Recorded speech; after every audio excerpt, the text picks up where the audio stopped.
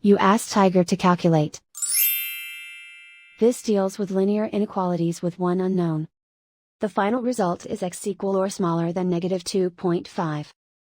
Let's solve it step by step. Group all constants on the right side of the inequality. Subtract 2 from both sides.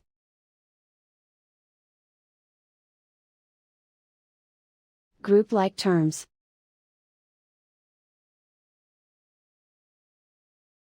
Simplify the arithmetic.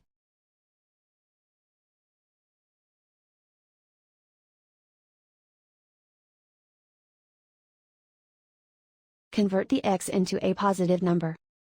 Multiply both sides by -1.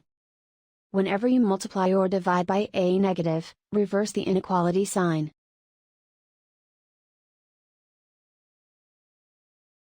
Remove the ones.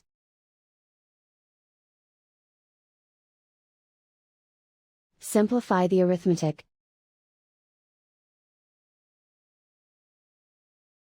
Plot the solution on a coordinate grid. And so the final result is x equal or smaller than negative 2.5.